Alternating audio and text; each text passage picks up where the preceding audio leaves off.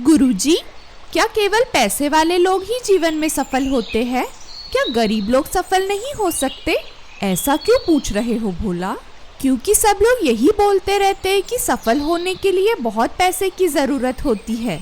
नहीं भोला, आप अपने योग्यता और लगन के बल पे भी सफल बन सकते हो। अच्छा, तो बच्चों आओ इधर बैठो सब। मैं आप लोगों को आज एक ऐसी कहानी सुनाता हूँ जिससे आपको विश्वास हो जाएगा कि सफलता कोई भी पा सकता है। मध्य प्रदेश के बालाघाट शहर में सौम्या अपने माता पिता के साथ रहती थी। 7 साल की उम्र में ही उसके माता पिता का एक्सीडेंट से देहांत हो गया था और ये हादसा होने के बाद वो भीख मांग के अपना गुजारा कर रही थी। सौम्या आगे पढ़ना चाहती थी। उसे भीख मांगना बिल्कुल नहीं अच्छा लगता था। एक दिन उसने देखा कि रोड के किनारे एक व्यक्ति फल बेच रहा था। उसने अपने भीख के पैसों से कुछ फल खरीदे और मंदिर के बाहर फल बेचने लगी। वह फल बेचती और बाकी समय पढ़ाई करती। वह बच्चों को जब भी स्कूल जाते देखती थी तो उसे भी स्कूल जाने का दिल किया करता था। वो हर दिन भगवान से यही प्रार्थना करती थी कि काश कोई उसकी मदद कर दे और वो भी स्कूल जा सके। एक दिन एक व्यक्ति उसके पास फल लेने आता है। बेटी, मुझे 1 दर्जन केले देना। जी अंकल, ये लीजिए। बहुत अच्छे केले हैं बेटा। और ये पुस्तकें किसकी है? अंकल, ये मेरी ही पुस्तकें हैं।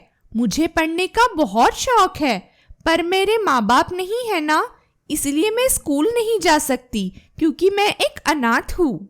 इसलिए जितना हो सकता है मैं खुद से ही पढ़ लेती हूँ। दीनू की आंखें नम हो जाती है।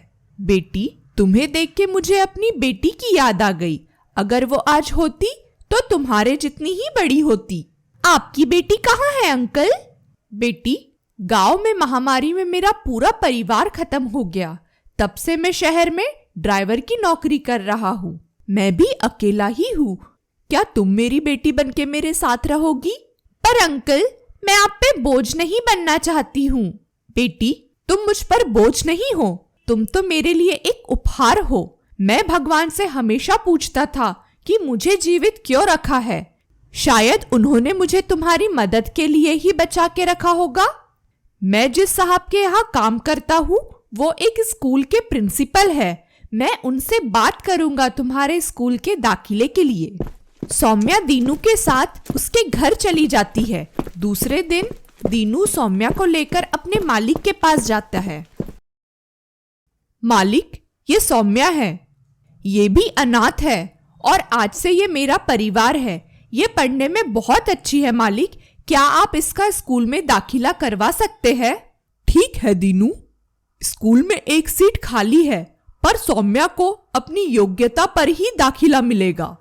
दूसरे दिन सौम्या का स्कूल में टेस्ट होता है और सौम्या अपनी काबिलियत से सारे टेस्ट पास कर लेती है और उसका दाखला स्कूल में हो जाता है। सौम्या खूब दिल लगाकर पढ़ती है और क्लास में हमेशा फर्स्ट आने लगती है। सारे सब्जेक्ट में सौम्या ही टॉप करती है। रितु को ये बात बिल्कुल अच्छी नहीं लगती क्योंकि रितु प्रिंसिपल की बेटी रहती है और वही हमेशा से क्लास में टॉप आया करती थी। पर जब से सौम्या का स्कूल में दाखिला हुआ था तब से वह सेकंड आने लग गई थी। इसीलिए रितु हमेशा सौम्या को नीचा दिखाने की कोशिश करते रहती थी। ये देखो, ड्राइवर की बेटी टॉपर बनना चाहती है। तू भूल मत, तुझे एडमिशन मेरे पापा की भीख में मिला है। रितु और उसके दोस्त जोर जोर से हंसने लगते हैं। रितु, मैं मानती हूँ कि सर ने हमारी बहुत मदद की है, पर स्कूल में एडमिशन मुझे मेरी योग्यता के बल पे मिला है। तुझे तो मैं देख लूंगी, बहुत हवा में उड़ रही है ना। रितु दिन रात बस यही सोचते रहती है कि वो कैसे सौम्या को नीचा दिखा सके। तभी उसे एक प्लान सूझता है। अब देखती हूँ तुझे। दूसरे दिन रितु क्लास में अपने दोस्तों के साथ मिलकर ब्लैक बोर्ड पे टीचर की गंजी तस्वीर बना देती है और चुपचाप अपनी जगह पर बैठ जाती है। जैसे ही टीचर क्लास में आती है तो वो अपनी तस्वीर देखकर गुस्से से आग बबूला हो जाती है। किसने बनाया है ये चित्र? जल्दी बताओ, वरना पूरी क्लास को सजा मिलेगी। टीचर, आपका ये चित्र सौम्या ने बनाया है। हाँ टीचर, सौम्या ने ही बनाया है। सौम्या, तुम्हें मैं एक अच्छी लड़की समझती थी, पर तुम तो बहुत बिगड़ी हुई निकली। मैं अभी प्रिंसिपल सर को बुलाती हूँ। टीचर, मैंने कुछ नहीं किया, मैं सच बोल रही हूँ टीचर। मेरा यकीन करिए, मैं नहीं जानती कि ये किसने किया। सौम्या, हमारे स्कूल में ऐसी हरकत पहले कभी किसी ने नहीं किया है और हम ऐसी हरकतों को बर्दाश्त भी नहीं कर सकते। अगर आज तुम्हें सजा नहीं मिली तो आगे भी कई बच्चे ऐसी हरकतें करते रहेंगे। सर, मेरा यकीन करिए, ये मैंने नहीं किया है, मुझ पे विश्वास करिए सर। तुम्हें स्कूल से 15 दिनों के लिए निकाला जाता है, यही तुम्हारी सजा है। चलो अब जाओ यहाँ से।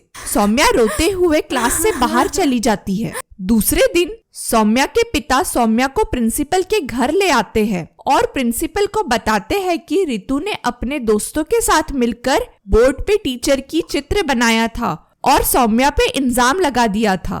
तुम ये इतने दावे से कैसे कह सकते हो दीनू? जी साहब, मैंने क्लास के बच्चों से बात की, उन्होंने मुझे बताया। आप चाहे तो पूछ सकते हैं। मनोज रितु को कमरे में बुलाते हैं। रितु, क्या तुमने सौम्या को झूठ बोल के फंसाया है बेटा? मुझे सब पता चल गया है, अब सच सच बताओ। पापा, मुझे माफ कर दीजिए, मैं सौम्या से जलने लग गई थी और इसीलिए उसे सबके सामने नीचा दिखाना चाहती थी, इसीलिए मैंने ऐसा किया। प्लीज पापा, मुझे माफ कर दीजिए। सौम्या बेटा, मुझे माफ कर दो, मैंने बहुत बड़ी गलती कर दी। रितु बेटा, तुम जानती हो तुमने कितना गलत काम किया है? एक होनहार बच्ची के भविष्य बर्बाद करना चाहती थी तुम। बेटा, तुम्हें सौम्या से जलना नहीं बल्कि उससे प्रेरणा लेनी चाहिए और आगे बढ़ने के लिए ज्यादा मेहनत करनी चाहिए। चलो सौम्या से माफी मांगो। सौम्या, मुझे माफ कर दो, पता नहीं मुझे क्या हो गया था। सॉरी सौम्या। कोई बात नहीं रितु, अब हम अच्छे दोस्त बन के रहेंगे। दूसरे दिन प्रिंसिपल पूरे क्लास के सामने सौम्या से माफी मांगते हैं और रितु को उसकी गलती के लिए बहुत डांटते हैं। अब से सौम्या और रितु बहुत अच्छे दोस्त बन जाते हैं और दोनों बहुत अच्छे से पढ़ाई करने लगते हैं। सौम्या अपनी मेहनत से कुछ सालों बाद डॉक्टर बन जाती है और अपने पिता का नाम रोशन करती है। तो बच्चों, अब समझ आया, आपकी काबिलियत के दम से ही आप कुछ भी पा सकते हो। जी गुरुजी। शाबाश बच्चों, शाबाश। ऐसी ही और कहानियां देखने के लिए हमारे चैनल गुरुकुल कहानियों को लाइक, शेयर और सब्सक्राइब करें। मिलते हैं अगली कहानी के साथ, तब तक के लिए नमस्कार।